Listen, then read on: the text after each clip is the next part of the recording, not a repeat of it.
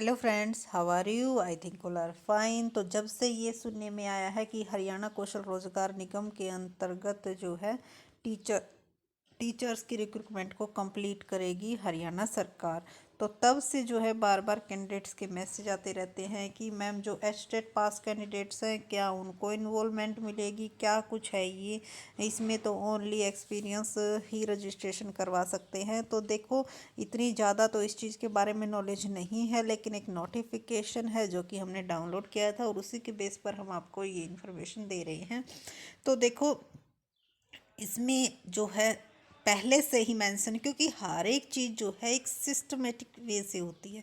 इसमें पहले ही इस नोटिफिकेशन में पहले ही मेंशन था कि भाई अगर इन केस टीजीटी पीजीटी या पीआरटी वाले कैंडिडेट्स को अगर इन्वॉल्व किया जाता है तो सब के बारे में क्या, इनके बारे में क्या क्वालिफिकेशन होनी चाहिए, क्या कुछ होना चाहिए। क्योंकि बहुत सारे कैंडिडेट्स के मैसेज आ रहे थे कि मैम इसमें तो एक्सपीरियंस होल्डर को ही इन्वॉल्व किया जाता है। हरियाणा कौशल रोजगार निगम के अंदर अगर हम रजिस्ट्रेशन करवाना चाहते हैं तो क्या सैलरी वगैरह मिलती है, क्या कुछ प्रोसेस होता है। देखो, वैसे हम इस चीज़ के फेवर में नहीं हैं, बट क्योंकि बार बार इसकी अपडेटेड इन्फॉर्मेशन मांगी जा रही थी तो हमने सोचा क्यों ना एक वीडियो के थ्रू ही इन्फॉर्मेशन दे दी जाए और आपको ये भी पता चल जाएगा कि एस्टेट वाले कैंडिडेट्स कहाँ फाइट करते हैं, आपके एस्टेट का इसमें बेनिफिट है या नहीं है, इसमें आपको उस चीज़ का बेनिफिट मिलेगा या नहीं मिलेगा जिसका कि आपने इतने टाइम तक वेट किया और फिर उसको क्लियर किया और फिर आपको उसका जो है कितना बेनिफिट मिल रहा है। तो चलते हैं और चेक करते हैं इस नोटिफिकेशन को। उससे पहले अगर आप हमारे चैनल पर नए हो तो चैनल को सब्सक्राइब करना न भूलें और उसके साथ साथ जो आपकी राय या सजेशन जो भी है आप कमेंट सेक्शन में ज़रूर बताइएगा। आगे से जो भी वीडियो बनाएंगे उस चीज़ को हम ज़रूर ध्यान में रखेंगे। तो चलते हैं और चेक करते हैं फुल नोटिफिकेशन। ये जो नोटिफिकेशन है ये 19 फरवरी को ही डाला गया था। Haryana Kaushal Rozgar Nigam prescription of Nigam wages rate for supply of man power. तो इसमें जो है आपकी ये जो टेलीग्राम ग्रुप के थ्रू हरियाणा जो job.in के थ्रू आया है और इसमें जो जो डिटेल है वो आपको मैं कंफर्म दिखा देती हूँ।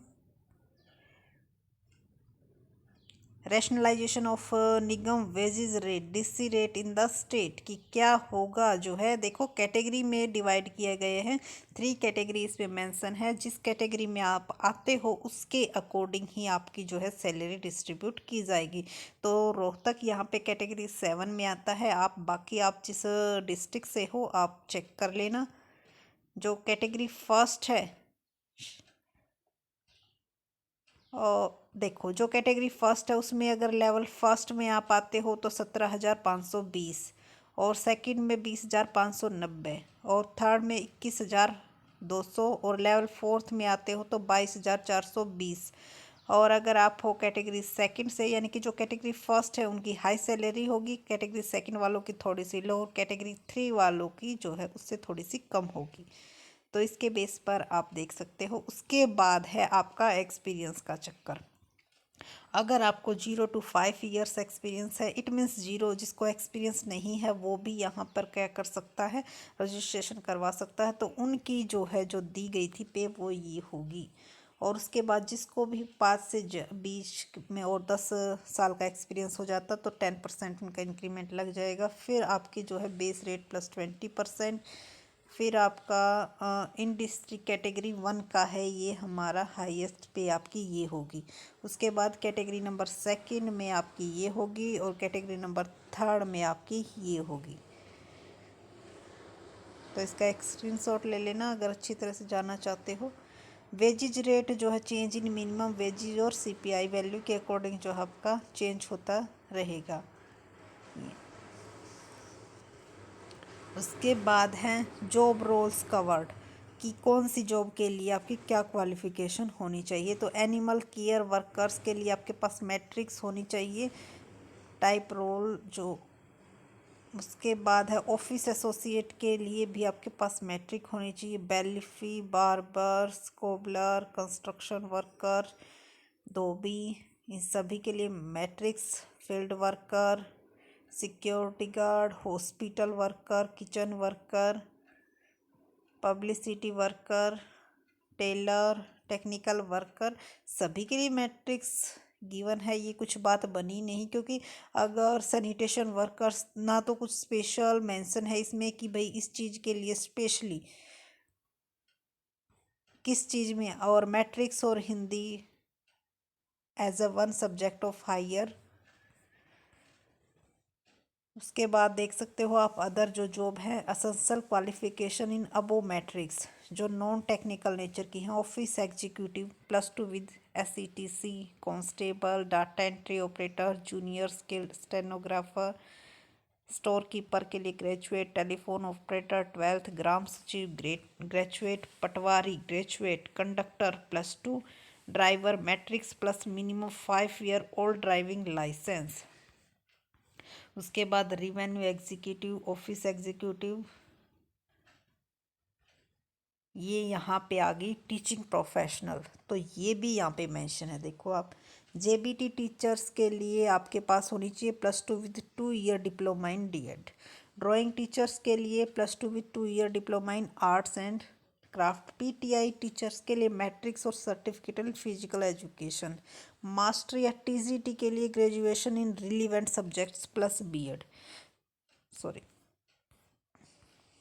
तो ये इसमें जो है टीचिंग प्रोफेशंस भी ऐड हैं, लेकिन इसमें PGT का कहीं पर भी जिक्र नहीं किया गया है, और ना ही इसमें कहीं पर भी आप देख सकते हो एज ए हिंदी, और बस सिर्फ ये बात कही गई है हिंदी और संस्कृत में से एक सब्जेक्ट होना चाहिए आपके हायर एजुकेशन में। वैसे और PGT वगैरह का इसमें कोई जिक्र नहीं। लेक्चरर टीचिंग फैकल्टी ये आ गई, master degree in relevant subjects. तो आपके पास अकाउंट प्रोफेशनल के लिए MCOM with 5 years in accounts और डिग्री ऑफ अकाउंटेंट चार्टेड। तो ये आ गई हमारी PGT के लिए master degree in relevant subjects. अब आप ये बताओ कि क्या तो आपका बेनिफिट हुआ BEd करेगा TGT के लिए अगर आप अप्लाई कर रहे हो, और क्या आपका बेनिफिट हुआ HTET पास कैंडिडेट्स का। तो यहाँ पर जो है पर्ची खर्ची नहीं तो और क्या चलेगी।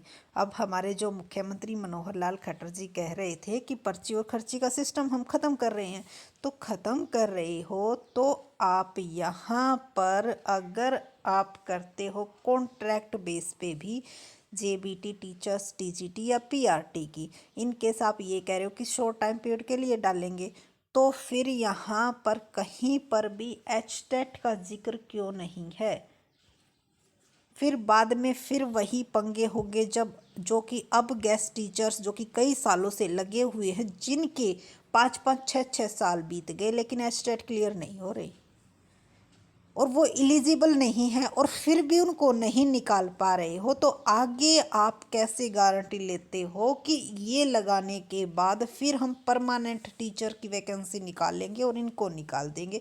भाई हम तो नहीं कहते कि किसी के आप पेट पर लात मारो, आप पहले ही ऐसी सिचुएशन करो कि भाई इसको ऐसी सिचुएशन क्रिएट ही ना हो, क्योंकि जॉब ना मिले उससे ज़्यादा दुख जब होता है जब जॉब मिलकर और चली जाए।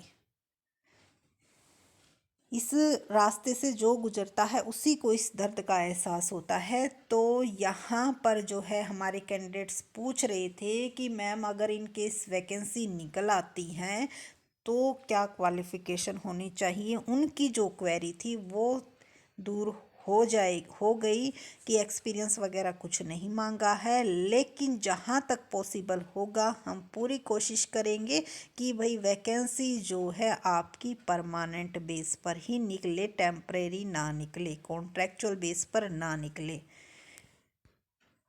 सो अगर वीडियो अच्छी लगी हो तो लाइक ज़रूर कीजिएगा और अपने फ्रेंड्स में शेयर कीजिएगा, और जितना हो सके इस चीज़ को कि वैकेंसीज़ कॉन्ट्रैक्चुअल पर नहीं परमानेंट पर हो। आपके जो भी मीडियम जिससे भी आप कर सकते हो ज़्यादा से ज़्यादा कमेंट कीजिएगा, ताकि हम जो बात पहुंचाना चाहते हैं वो पहुंच सके। और हर एक वीडियो में हमारा जो है यही मेन मकसद होता है कि वैकेंसीज़ कॉन्ट्रैक्ट पर ना होकर परमानेंट ही निकले, इसी में सभी का बेनिफिट है और हमारा जो फ्यूचर है वो भी सेफ रहता है। सो वीडियो अच्छी लगी हो तो लाइक शेयर सब्सक्राइब तो बनता ही है। Thank you so much.